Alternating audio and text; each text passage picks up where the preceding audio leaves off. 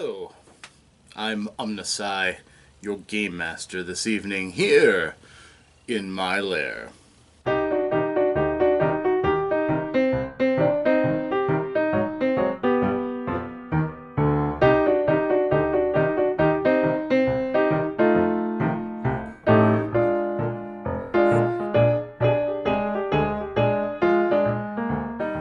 Hello, welcome to the Lair of OmnusI. I am OmnusI, your host, here again for another question from the RPG Brigade for RPG a Day.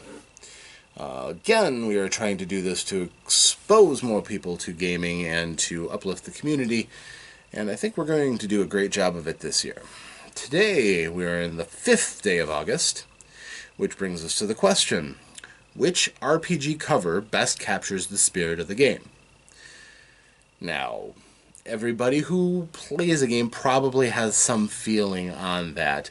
When you have an attachment to your hobby that's on a personal level, you're going to have some very deep emotional chords that are tied into the different things that you associate with that hobby. So it's going to be biased no matter what. Almost everybody who plays is going to have their own answer, which makes sense to them. So I'll give you the ones that make sense to me. The first one, and I have two.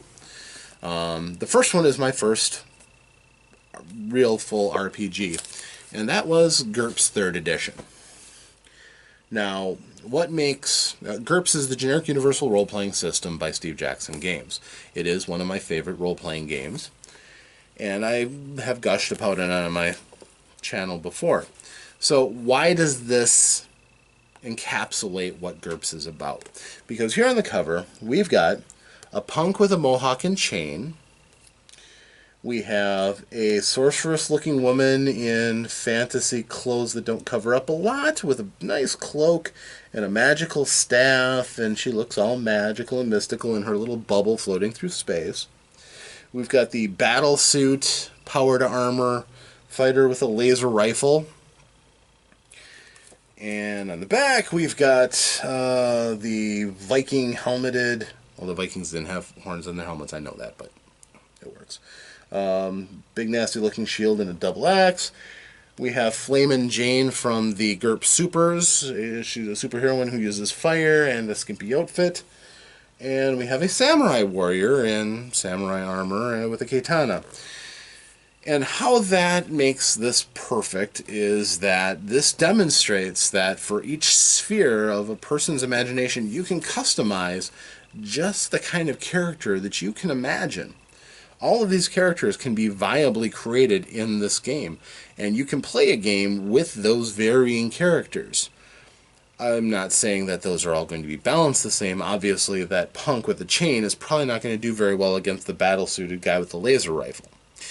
That's going to be a very short fight, unless that guy with the chain is a super in disguise and really has something impressive to bring to the table.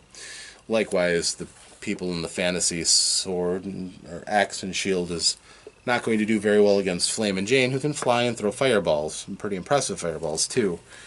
So, but what's important about that is that it tells you what this game is about. It is a universal game where you can literally do anything within the system of the game, and it lives up to its billing.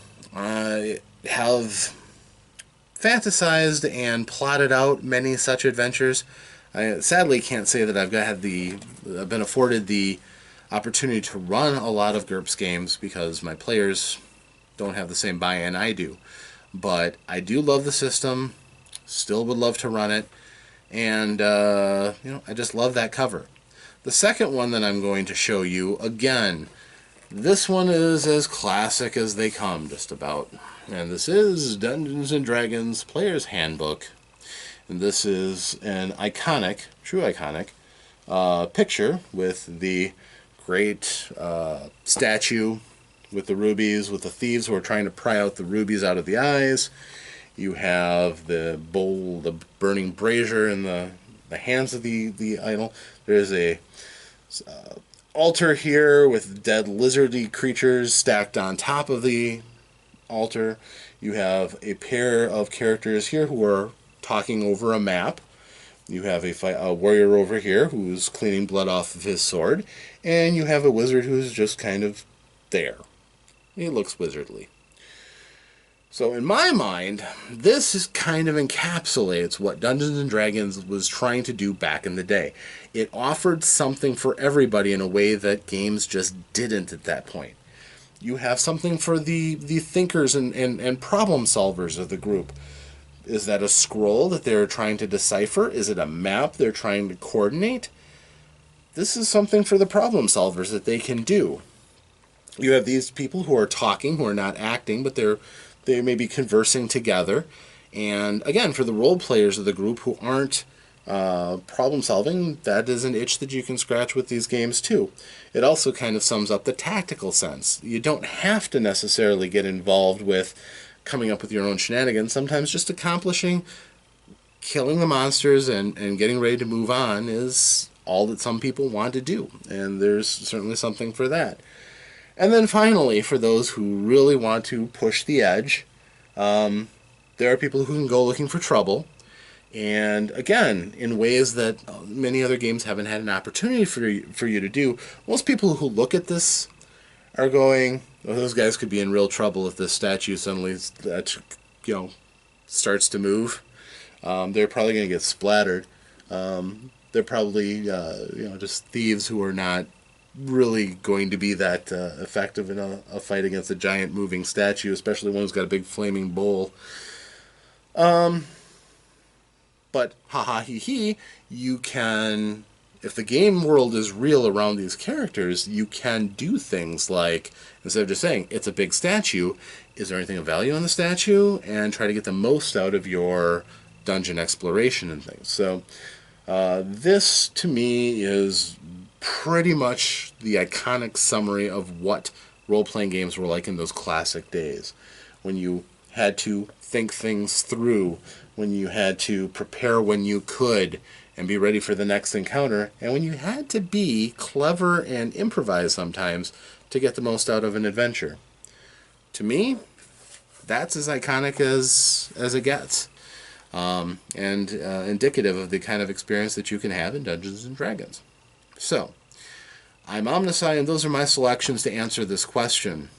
I thank you for joining me here at the Lair of OmnusI, and if you've enjoyed this, please like, share, subscribe, and above all, comment. Tell me what you think. Do you have a favorite? Love to hear it. If you have a chance, just type in RPG a day into your search column and find out other people who have contributed to this today and other days. So, thank you for your time, and I hope that you have safe adventures.